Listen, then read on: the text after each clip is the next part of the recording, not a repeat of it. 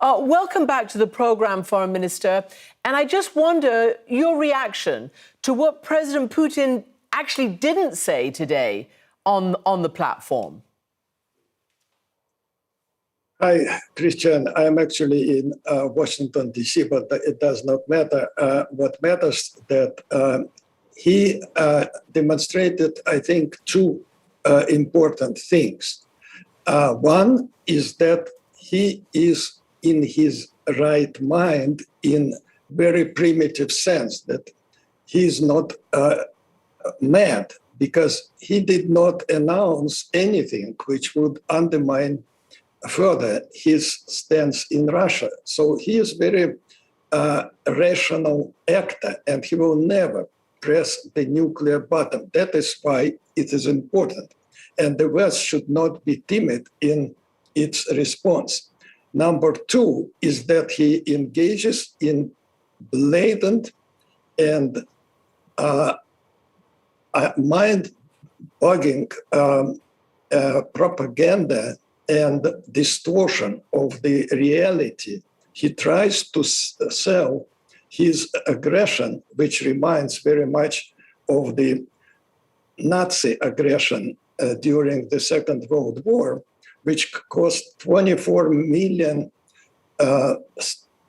lives in Russia. That included, of course, Ukraine, which was occupied. And now he tries to occupy Ukraine under this pretext, which is repulsive. And it's blasphemy towards the sacred memory of that Allied victory where Ukraine fought against a real Nazi, and now it has to fight against the Putin's regime. So let me ask you, because I'm really interested in what you said, because as a Russian and as a former minister, you're saying that what Putin did was address the Russian people. He said or did nothing that could compromise himself and his battlefield action with his own people. One of the things that you wrote before this parade was that you hoped no foreign dignitary would be there so that Russian people on their television could see that fact and ask themselves why. And of course, no foreign dignitary was there. Do you really think that will impact the Russian people? And what might they be thinking about this current war or special military operation, as they're told it is? Yes, of course. You know, I'm thinking of anything which could penetrate the Iron Curtain of the propaganda. The Russian people, a large part of Russian people are still watching the TV, and TV is totally controlled by the government. And that presents totally distorted picture for them.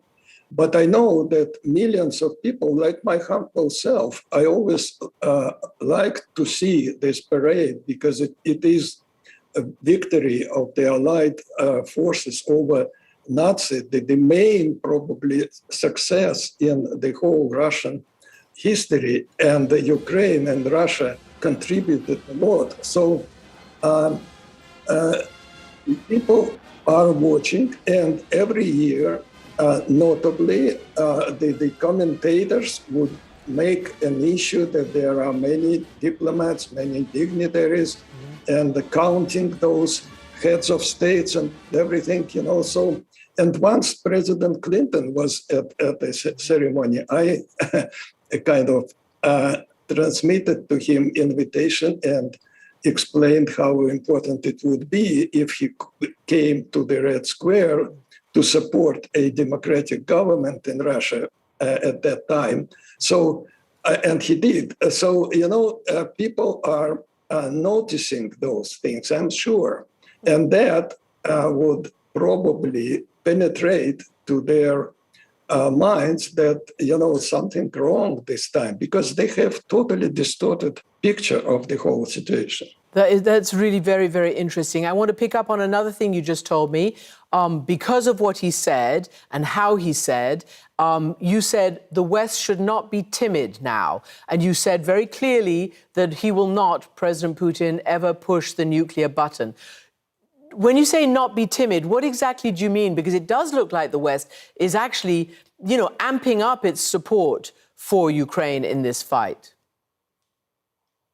Yes, but there are many voices, not necessarily from the top of administration. I applaud the Secretary of Defense who kind of defined very clearly and correctly, to my mind, the end game, which is to weaken Russia to the extent that it could not attack again Ukraine or any other neighbor country. That is the end game. But it is not that Putin would be in the corner and he loses his mind or whatever of anger or despair. No, he's sitting in Kremlin. He's enjoying life.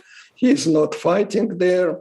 It's not his children who are dying there, and his children probably are in Switzerland or somewhere else. And, he's rational, rational, like 2 plus 2, 4. Okay. It does not mean that he is smart, but he is rational, and a rational guy who likes the life, he will not start the nuclear suicide. Don't confuse a bad kabuki dancer with a kamikaze. These are two different things. Well, that is very colorfully put, Foreign Minister. I'm sure many people will draw a lot of comfort from your assurances in that regard. But I want to ask you, what is it going to take then? I mean, you say he's comfortable, he's not suffering, his children are not dying, et cetera, et cetera. What will it take to end this then? Because there does not seem to be a huge amount of extra successful progress on the battlefield, even in the so-called revamped deployment in the East. After the UN Secretary General visited, the Financial Times pretty much assessed that Vladimir Putin has lost interest in diplomatic efforts to end this war, appears set on seizing as much territory as possible, according to sources briefed on conversations with President Putin. He will find his interest in diplomacy when he is beaten there, when his forces are beaten there. And their only response today is not diplomacy, is not off-ramp searching for him, but it's $33 billion, which President Biden proposed and should be, I hope, voted for very, very soon. And that's where the whole thing will be decided. But he will then withdraw if he is beaten. He will withdraw, and his propaganda will present it as a great victory. Believe me, just take my word on that, because the propaganda there presents everything as his success.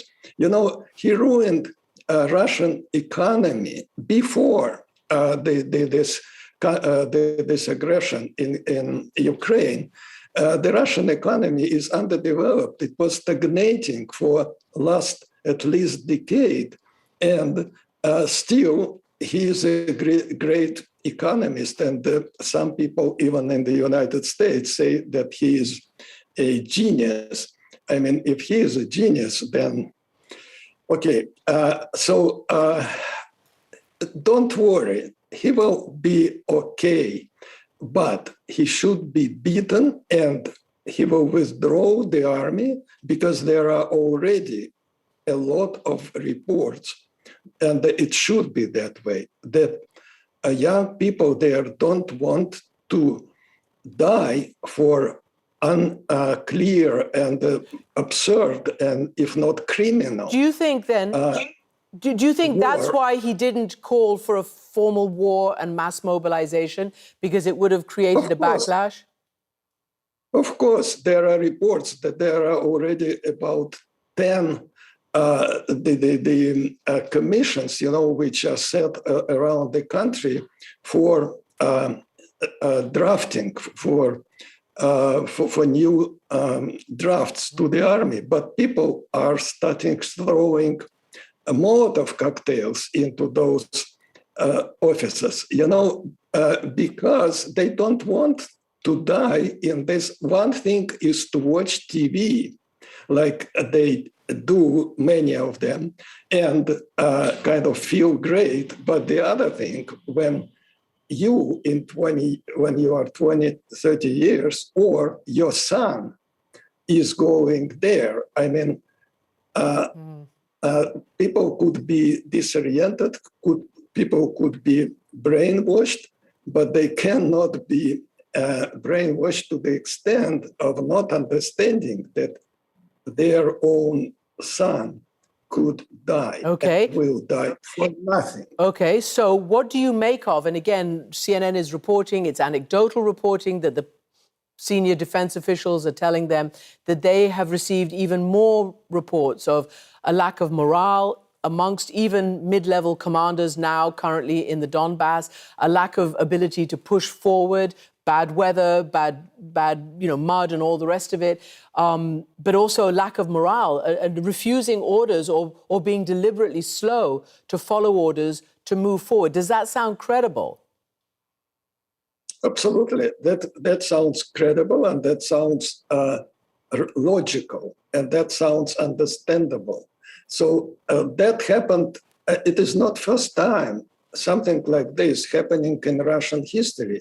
Remember World War I, when Tsar engaged in the war, and then the army, 10 million at that time, they were in 3 years so tired, and they started to understand that it was wrong. It was not Bolsheviks. Bolsheviks were a handful of people, but the rest of the army didn't want to continue senseless and bloody war, especially with the corruption back home. And that's the same situation. And the end of this might be also very similar, like the generals, a group of generals at that time, 100 years ago, came to Tsar and forced him or persuaded him, whatever it is, to abdicate.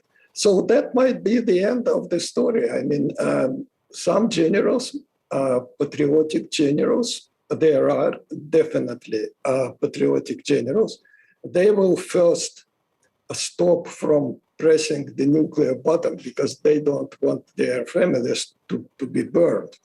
And they might one day probably come to somewhere and tell somebody that enough is enough.